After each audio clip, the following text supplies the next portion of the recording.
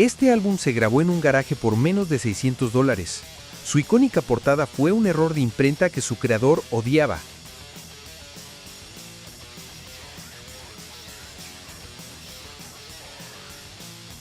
Y la banda ya se había disuelto antes de que nadie supiera de ellos. Entonces, ¿cómo se convirtió en el plano de uno de los géneros musicales más aterradores?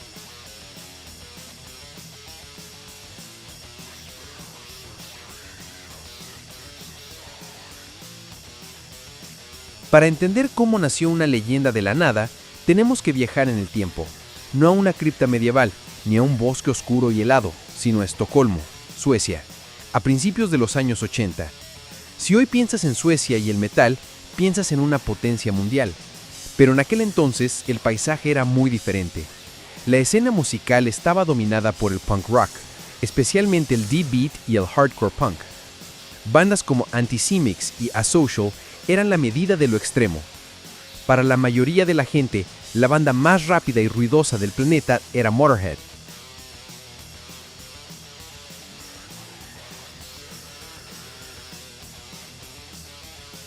El tipo de metal oscuro, crudo y verdaderamente extremo que conocemos hoy simplemente no existía en Suecia.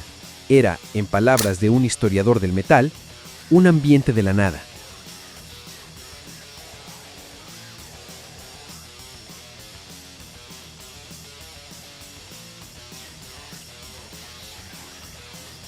En medio de esta nada musical había un adolescente llamado Thomas Forsberg. Como muchos chicos de su edad, era un fanático del rock. Creció idolatrando a Kiss, especialmente a Ace Frehley. Incluso adoptó el apodo de Ace por un tiempo. Pero en su cabeza estaba gestando una tormenta. Estaba absorbiendo una combinación de sonidos muy específica y, en retrospectiva, revolucionaria.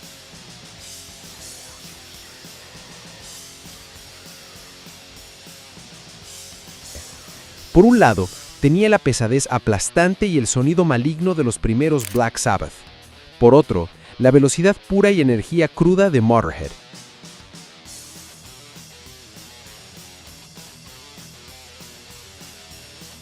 Y para rematar, la agresión directa y sin adornos de las bandas de punk británicas como GBH y The Exploited.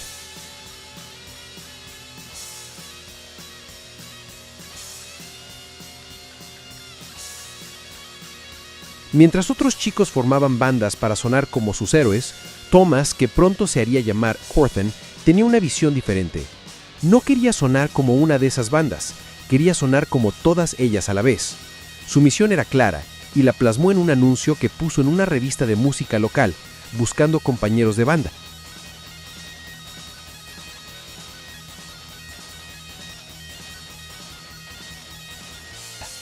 La descripción era simple y directa.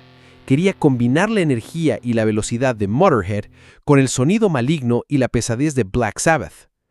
Esa frase no era más que un simple anuncio, era una declaración de intenciones.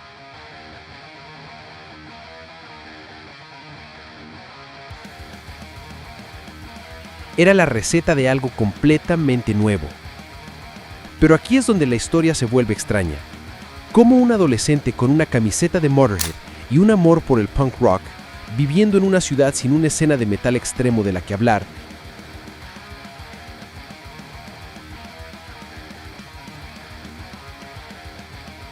pasa de poner un anuncio en una revista de música a crear un sonido tan oscuro, tan influyente, que cruzaría la frontera hacia Noruega y se convertiría en la banda sonora de una ola de quema de iglesias y asesinatos? Esa es la historia que vamos a desentrañar hoy.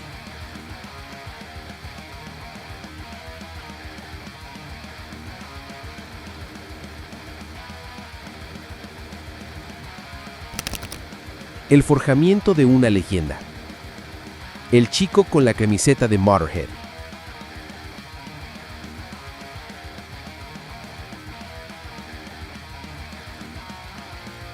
Antes de que Corthen se convirtiera en el misterioso y enigmático padrino del black metal, era solo Thomas Forsberg, un chico que intentaba encontrar su camino en la música.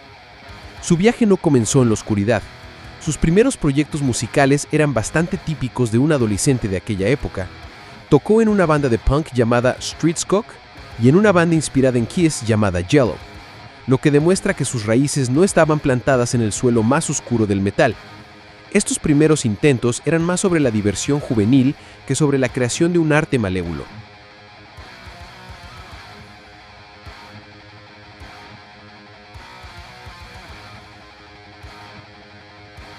Pero incluso entonces, había un claro interés en construir una imagen, una persona.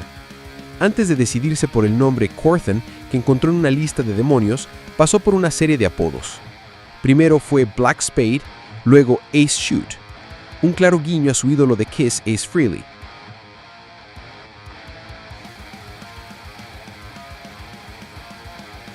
Este proceso de prueba y error muestra a un joven artista que entiende que en el rock and roll la imagen es casi tan importante como la música.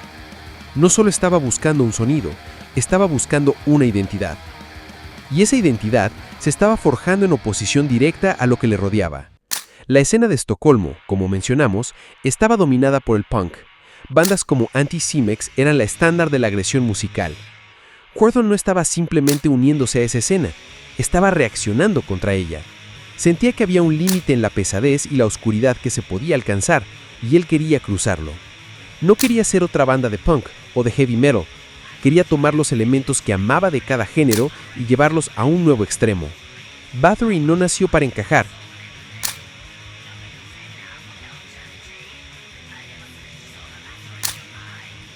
Nació para destruir el molde existente.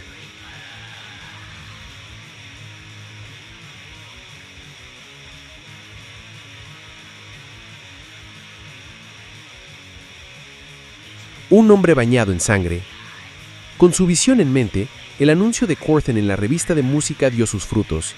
En marzo de 1983, se reunió con el baterista Jonas Åkerlund y el bajista Fredrik "Fredan" Melander. Estos dos chicos ya se conocían de una banda de heavy y, lo más importante, tenían un lugar para ensayar y equipo.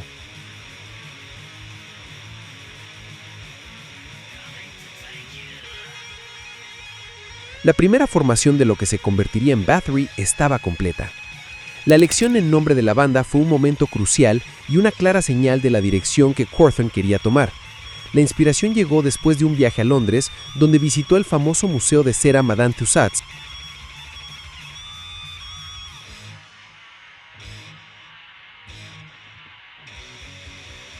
Ahí quedó fascinado por una figura de cera de la condesa húngara del siglo XVI, Elizabeth Bathory, famosa por las leyendas que la acusan de bañarse en la sangre de vírgenes para mantener su juventud.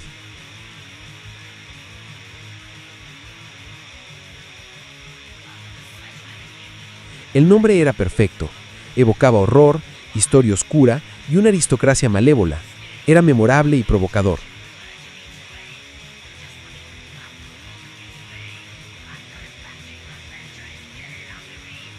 Sin embargo, Bathory no fue la primera opción. El grupo barajó varios nombres, cada uno más oscuro que el anterior, lo que demuestra un esfuerzo muy consciente por crear una marca específica desde el principio.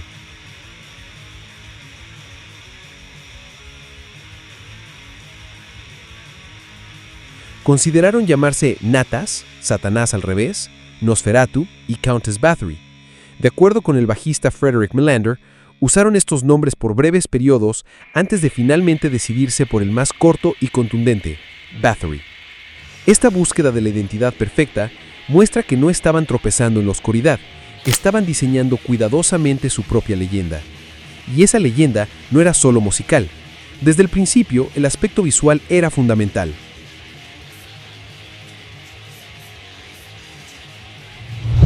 Jonas Åkerlund, el baterista, ha recordado que, a pesar de su corta estancia en la banda, rápidamente asumió el papel del tipo visual, diseñando logos e ideando conceptos.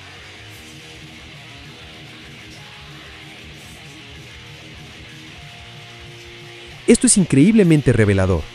Antes de que tuvieran un álbum, antes de que tuvieran un contrato discográfico, ya estaban pensando en la estética, en cómo se verían y se sentirían.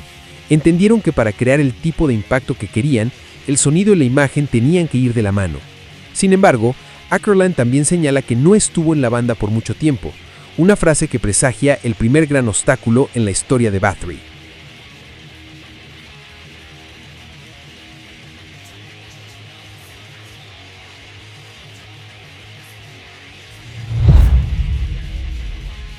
Una banda sin futuro.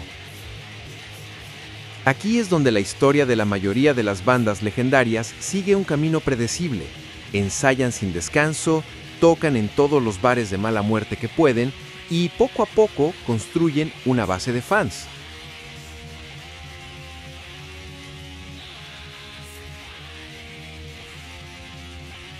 Pero Bathory no era como la mayoría de las bandas. La verdad es que la formación original no era un proyecto serio. Eran 3 adolescentes divirtiéndose. No había una gran ambición ni un plan maestro para conquistar el mundo.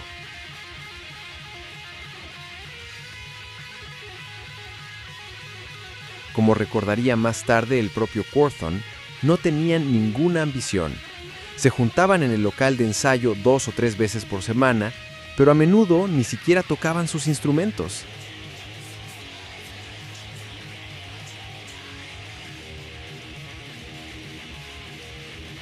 A veces simplemente se sentaban en el sofá, charlaban, bromeaban y pasaban el rato. Era un club social con guitarras y una batería. Tocaban por pura diversión, haciendo versiones de Kiss, Motorhead y Saxon, y trabajando lentamente en su propio material. Entonces, por un golpe de suerte que exploraremos en un momento, tuvieron la oportunidad de grabar 2 canciones para un álbum recopilatorio. Entraron al estudio, grabaron las pistas y poco después, en febrero de 1984, la banda se disolvió.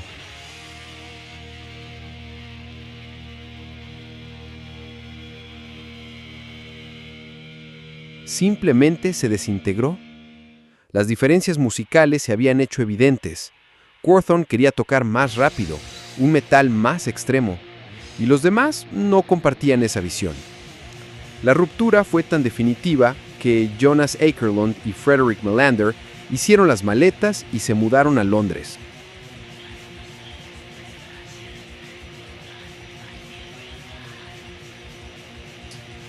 Este debería haber sido el final de la historia.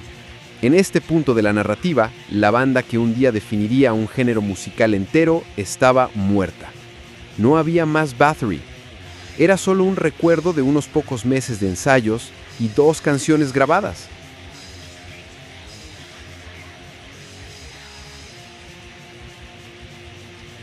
El proyecto había fracasado.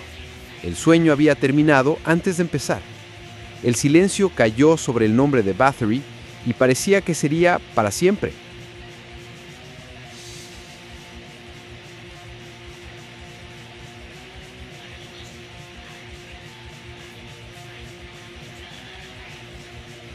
El avance accidental.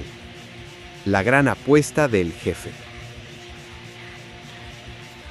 La historia de Bathory podría haber terminado en ese local de ensayo en febrero de 1984, pero el destino, o más bien una mezcla de nepotismo y pura suerte, tenía otros planes.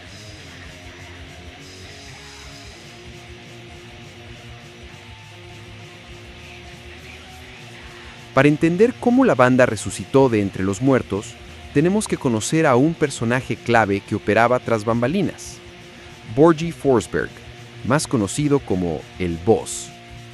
Borgie Forsberg no era un personaje cualquiera. Era el dueño de un pequeño sello discográfico llamado Typhoon Gramophone. Y lo más importante, era el padre de Quorthon. Durante años, tanto el padre como el hijo negaron públicamente su parentesco por razones que siguen sin estar claras, pero era un secreto a voces en la pequeña escena de Estocolmo.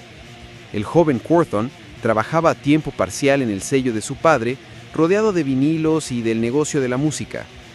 A finales de 1983, Typhoon Gramophone estaba preparando un álbum recopilatorio para mostrar el talento del metal escandinavo. El proyecto se llamaría Scandinavian Metal Attack y contaría con 2 canciones de 5 bandas diferentes. La lista estaba cerrada y el plan seguía adelante. Pero entonces ocurrió el golpe de suerte que lo cambiaría todo.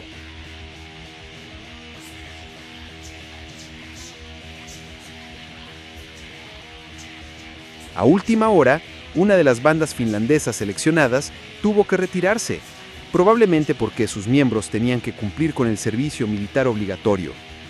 De repente, había un hueco en el álbum. Con el tiempo en contra y sin otras opciones viables, el boss tomó una decisión que alteraría la historia del metal.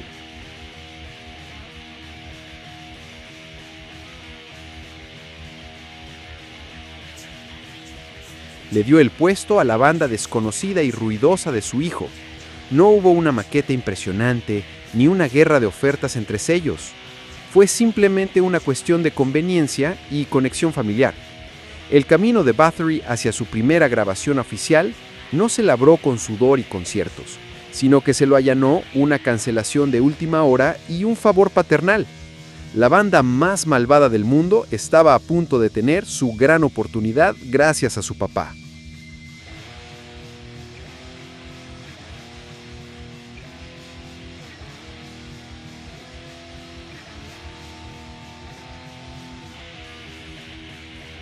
El correo nunca miente. Con la oportunidad de oro en sus manos, la efímera formación original de Bathory entró en el estudio en enero de 1984 y grabó 2 canciones, Sacrifice y The Return of the Darkness and Evil.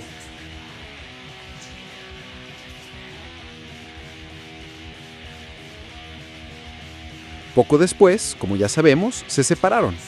Para ellos, era el final, pero para el resto del mundo era solo el principio. En marzo de 1984, Scandinavian Metal Attack llegó a las tiendas. La reacción fue algo que nadie en Typhoon Gramophone podría haber previsto. El álbum se convirtió en un éxito inesperado, vendiendo su tirada inicial de 3,000 copias rápidamente y convirtiéndose en el lanzamiento más vendido del sello hasta la fecha. Pero lo más sorprendente no era el éxito del álbum en sí, sino la razón de ese éxito. El correo empezó a llegar a las oficinas de Typhoon. Montones de cartas de fans de toda Escandinavia y más allá.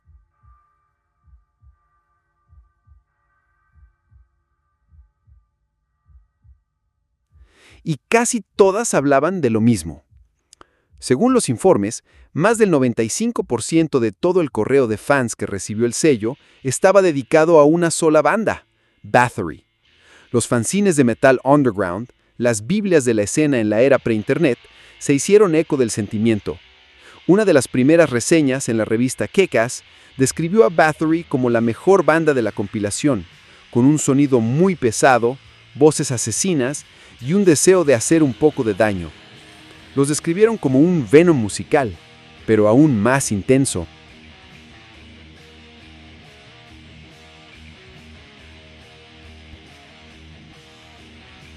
La gente estaba obsesionada con esas 2 canciones. Eran más crudas, más rápidas y más malvadas que cualquier otra cosa en el disco. El boss se dio cuenta de que tenía un potencial éxito entre manos. El público no solo estaba interesado, estaba clamando por más.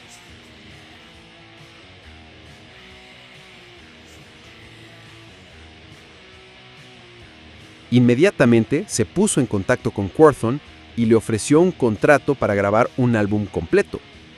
Imaginen esa conversación. El dueño de un sello discográfico te llama para decirte que tu banda es un fenómeno y que quiere darte un contrato para un álbum, el sueño de todo músico. Y tu única respuesta posible es: te agradezco, pero la banda ya no existe. Quorthon tuvo que admitir que sus compañeros de banda se habían ido a Londres, pero impulsado por la increíble respuesta de los fans, no iba a dejar pasar esta segunda oportunidad. Aceptó el trato. Prometió que entregaría un álbum completo de Bathory. El único problema era que ahora tenía que encontrar una banda, y rápido.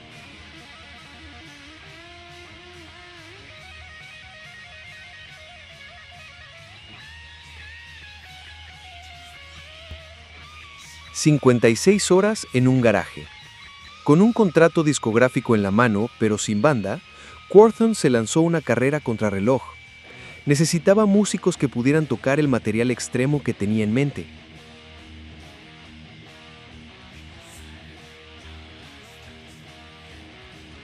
Rápidamente reclutó a Rickard Bergman para el bajo y a Stefan Larsson para la batería.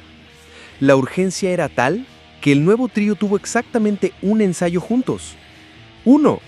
El 22 de mayo de 1984 se juntaron, tocaron las canciones y se prepararon para grabar un álbum que definiría un género.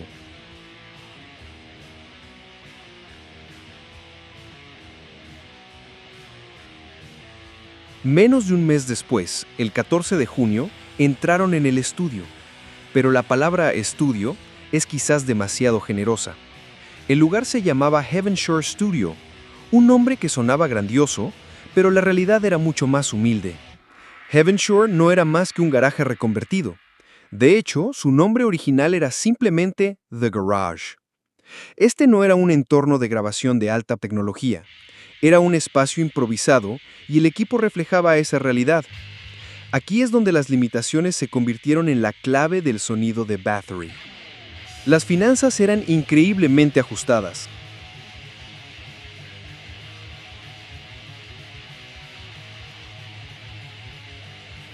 El presupuesto total para grabar y mezclar el álbum entero fue el equivalente a unos $600 estadounidenses de la época. El equipo principal del estudio era una grabadora de cinta casera de 8 pistas. Para una banda con tan poco dinero, cada centímetro de cinta magnética era valioso. Para poder meter todas las canciones en una sola cinta maestra y ahorrar costes, tomaron una decisión técnica que tendría consecuencias sónicas masivas. Grabaron todo a media velocidad.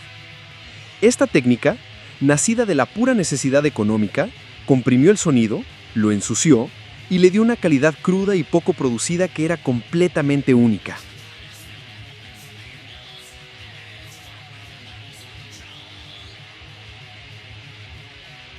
Además del presupuesto y el equipo, estaba la presión del tiempo.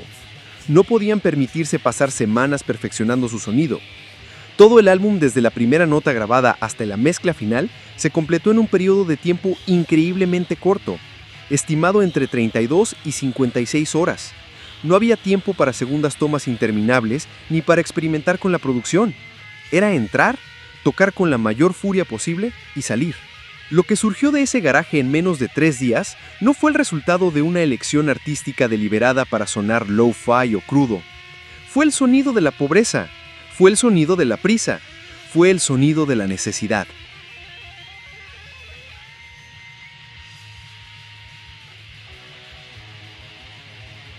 Sin darse cuenta, al intentar hacer un álbum de la forma más barata y rápida posible, Quorthon y su banda de alquiler tropezaron con la estética sonora que miles de bandas de black metal intentarían emular deliberadamente durante las décadas siguientes. El sonido del black metal no se inventó en una cripta oscura, nació de un presupuesto ajustado en un garaje de Estocolmo.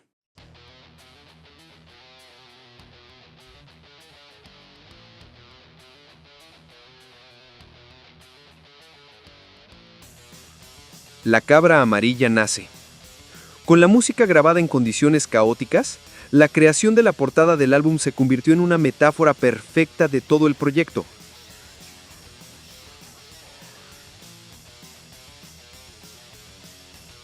Una serie de visiones frustradas, compromisos y errores que de alguna manera dieron como resultado algo legendario. La primera idea de Quorthon para el título del álbum era Pentagrammaton. Sin embargo, este plan fue descartado rápidamente por una razón casi cómica. Cuando se lo mostraba a la gente, muchos lo leían mal y pensaban que decía Pentágono. Para evitar la confusión con el cuartel general militar estadounidense, el título fue desechado. El primer fracaso creativo dio paso a un título más simple y homónimo, Bathory.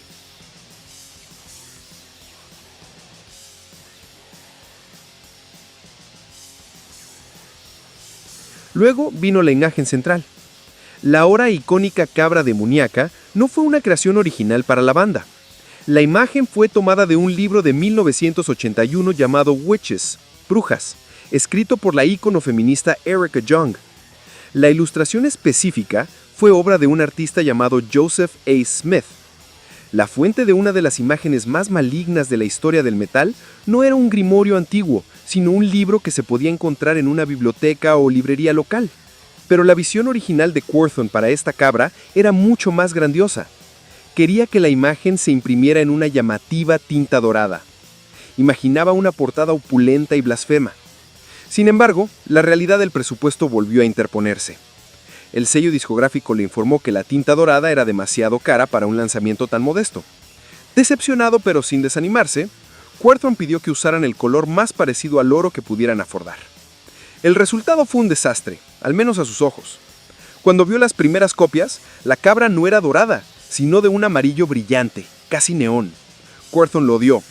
En sus propias palabras, pensó que se veía horrible.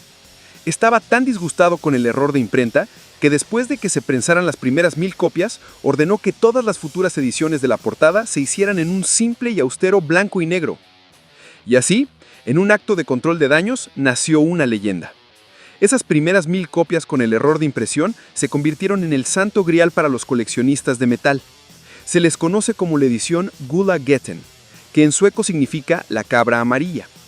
Hoy en día, una de estas copias puede costar más de $1,500. El error que Quorthon despreciaba, el símbolo de un compromiso presupuestario, se convirtió en la versión más codiciada y famosa de su obra. La portada, al igual que la música, fue un accidente glorioso, un testimonio de cómo las limitaciones y los errores pueden a veces crear una magia involuntaria.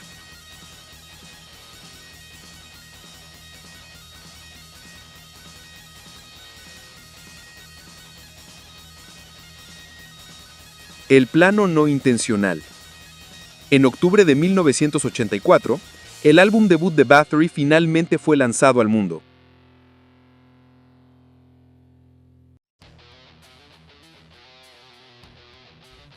El producto final era un reflejo perfecto de su caótica creación. Un asalto sónico de 27 minutos, crudo, poco pulido y absolutamente visceral. Era el sonido de un hobby adolescente, resucitado por el correo de los fans, grabado a toda prisa en un garaje y envuelto en una portada que era un error de imprenta. Según todos los estándares de la industria musical, debería haber sido un fracaso. En cambio, se convirtió en una piedra angular.